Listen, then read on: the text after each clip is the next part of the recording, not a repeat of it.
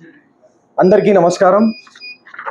ఈరోజు తాడపత్రి పట్టణం భగత్ సింగ్ నగర్ దగ్గర ఉన్న 14 సర్వే నెంబర్లకు అంటే 639, 640 మరియు 641 సర్వే నెంబర్లు గల LP number layout plan number 151/1983 plot number 2 నుంచి 15 వరకు అంటే 14 ప్లాట్లకు సంబంధించిన కొలతలను ఈరోజు మన Tadipatri municipal town planning officer Shrimati Sujatha garu, అదేవిధంగా టౌన్ సర్వేయర్ శ్రీమతి కైవల్య సాయి గారు, మండల సర్వేయర్ రామ్మోహన్ సార్ గారు మరియు మున్సిపల్ అధికారులంతా కొలతలు వేయడం జరిగింది।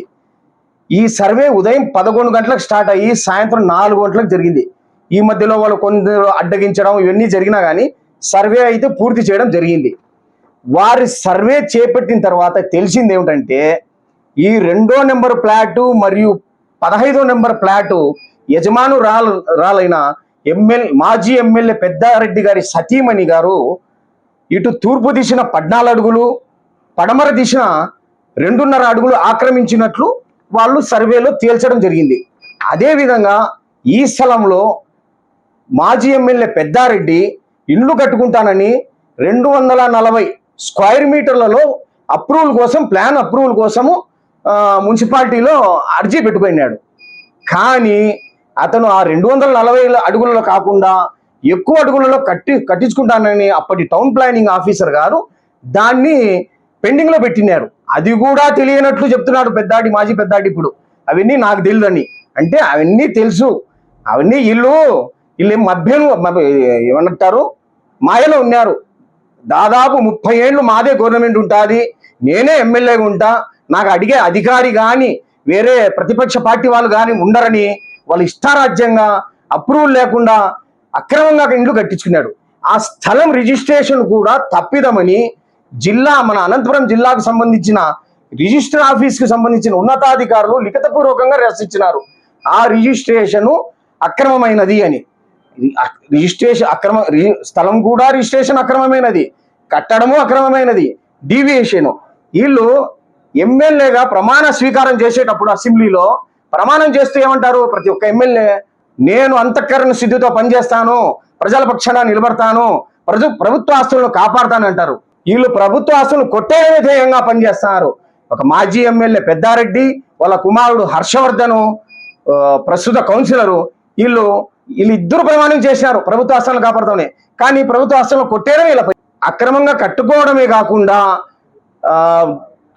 ఇంకొకటి వాళ్ళ పల్లెలో అంటే వాళ్ళ ఎల్లూరు మండలంలో పోతే దాదాపు 20 ఎకరాల భూమిని ఆక్రమించుకున్నారు, అసైన్డ్ భూమిని ఆక్రమించుకున్నారు। ఈ మధ్యనే ఎంఆర్ఓ గారు పోయి అతను అక్రమంగా కట్టించుకున్న ఫెన్సింగ్ ని తీసేయడం జరిగింది। ఆ రోజు మా చైర్పర్సన్ జేసీ ప్రభాకర్ రెడ్డి ఇంట్లోకి నువ్వు అక్రమంగా వచ్చినావే రౌడీ ముగ్గులు వేసుకుని, ఈ రోజు నీ ఇంట్లోకి ప్రతి ఒక్క వర్గం వాళ్ళు వచ్చి కొలతలు పెడతారు, ప్రతి ఒక్క వర్గం వాళ్ళు వచ్చి మీ ఇంట్లో కొలతలు పెడతారు। ఇది దేవుడు రాసిన స్క్రిప్ట్।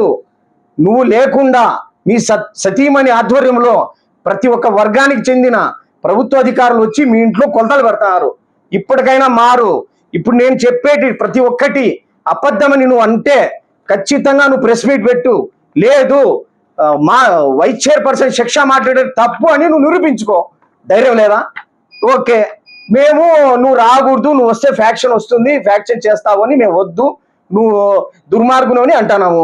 నీ కొడుకు పంపించుకో, హర్షవర్ధన్ ఉండాడే ప్రస్తుతం కౌన్సిలరే, రమ్మను, మీ కార్యకర్తలకు అండగా ఉండమను, ఇక్కడ నుంచి రాజకీయం చెమును। పంపిలేవా?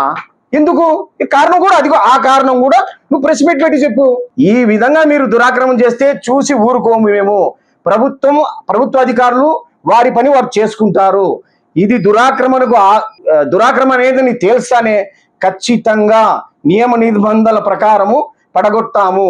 ఇంకొక విషయం, మీ ఇంటి పక్కన ఉన్న చర్చి వాళ్ళు పాపం చిన్న మనుషులు వాళ్ళు చెప్పలేకున్నారు, దాన్ని కూడా దేవస్థానం అది క్రైస్తవులకు సంబంధించిన పుణ్యస్థలం అని తెలిసి కూడా దాన్ని కూడా ఆక్రమించుకున్నావు। వాళ్ళు చిన్న మనుషులు కాదు చెప్పలేకున్నారు।